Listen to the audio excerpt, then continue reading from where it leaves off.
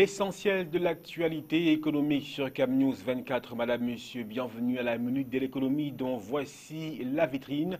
Énergie électrique, 4000 ménages menacés de déconnexion au réseau électrique à Yaoundé. C'est pour atténuer les délestages récurrents dans la capitale politique.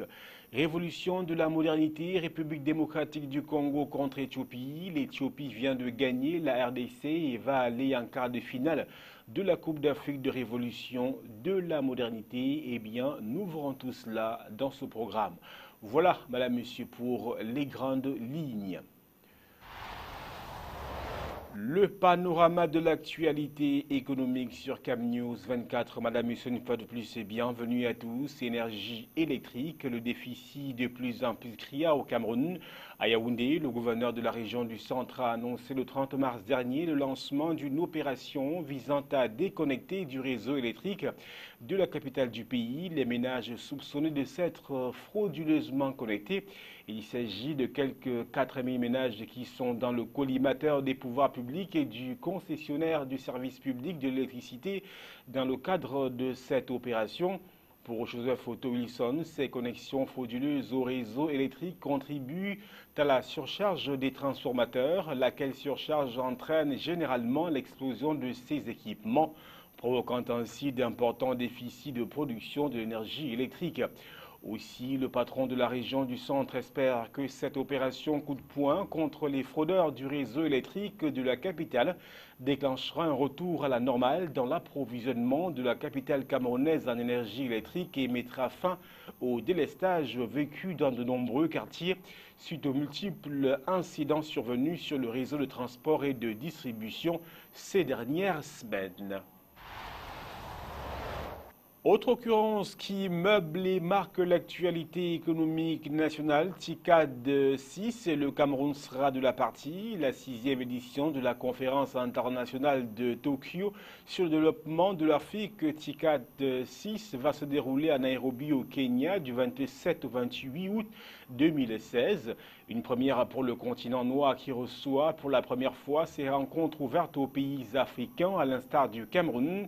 C'est donc au total 6000 participants venus d'Afrique, du Japon et de diverses organisations internationales qui sont attendus à cette nouvelle édition de la TICAD. Les attentes du Cameroun à ce grand rendez-vous, selon le ministre de l'Agriculture et du Développement rural, sont la facilitation de l'accès des producteurs ruraux camerounais à l'excellence technique et technologique des machines japonaises. Ceci permettrait à coup sûr un essor dans la création d'emplois décents et productifs le long des chaînes de valeur agricole à travers une mécanisation agricole performante. La conférence internationale de Tokyo sur le développement de l'Afrique est une initiative lancée en 1993 par le Japon pour promouvoir le dialogue entre les 51 pays africains qui en sont membres et le gouvernement japonais, notamment autour des questions d'assistance technique, financière et matérielle en Afrique, tant dans le secteur privé, public, dans les communautés, l'investissement et l'éradication totale de la pauvreté. Au Cameroun, le Japon œuvre principalement dans les domaines de l'éducation, du renforcement des ressources humaines, la promotion des petites et moyennes entreprises, l'agriculture et le développement rural. À ce titre, le pays d'Asie s'est illustré par ses contributions à des programmes d'appui au développement et récemment à bien d'autres initiatives. Cacao culture, le Cameroun veut faire mieux que 250 000 tonnes produites en 2015. Le ministre camerounais de l'Agriculture et du Développement rural, Henri Eyeubaïssi, a présenté le 31 mars dernier la production nationale de cacao et de café au cours de 2015. C'était au cours du conseil de cabinet du mois de mars que présidait le Premier ministre Yan Filémon. Selon le Minader, le Cameroun a produit 250 000 tonnes de cacao, 20 000 tonnes de café robusta et 3 000 tonnes d'arabica au cours de 2015. Cette production a été jugée insuffisante par le chef du gouvernement qui a émis des propositions visant le renforcement des politiques de financement du dit secteur. Objectif, réaliser le plan de relance et de développement de la filière cacao-café qui intègre la hausse de la production nationale à 600 000 tonnes de cacao, 200 000 tonnes de café et 3 000 tonnes d'arabica à l'horizon 2020. Ce plan de relance s'articule autour de la production et la diffusion du matériel végétal de qualité, La fertilisation et la protection des vergers, l'amélioration de la qualité des produits marchands, l'appui aux opérations post-récolte, l'encadrement, la formation et la structuration des acteurs ruraux et bien d'autres. Agriculture, globalement, on en parle justement, qui est le premier secteur pourvoyeur de devises au Cameroun. Le secteur agricole représente 16,5% du PIB du pays et 73% dans le PIB du secteur tertiaire.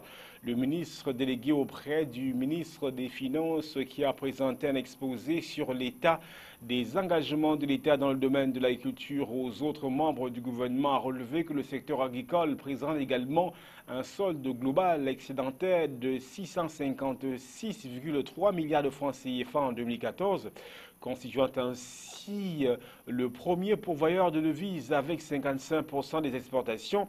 Et Lungo Polché a tenu à relever au titre des efforts de soutien au secteur agricole l'augmentation du budget du ministère de l'Agriculture de 12% au cours de la période 2014-2016, soit un passage de 98,3 à 110,2 milliards de francs CFA.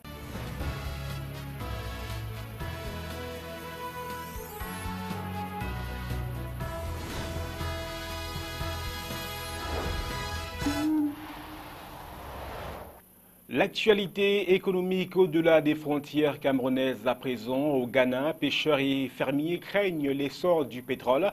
Pour les autorités ghanéennes, l'exploitation du pétrole et du gaz dans l'ouest du pays est l'une des priorités du gouvernement pour réduire sa dépendance énergétique. Mais la population locale dénonce des dégâts écologiques fatals dans cette région. Au Ghana, le secteur énergétique est en plein boom.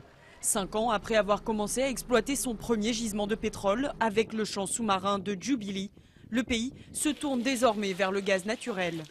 Lors de l'inauguration d'une usine à gaz l'an dernier, le président John Dramani Mahama a même affirmé vouloir en faire sa priorité. Cette centrale, je pense, est encore plus importante que le pétrole en raison de son effet multiplicateur en termes de création d'emplois, ainsi que pour la sécurité énergétique du Ghana. Je suis beaucoup plus enthousiaste aujourd'hui vis-à-vis de cette raffinerie de gaz que je ne l'étais lors de l'extraction des premiers barils de pétrole.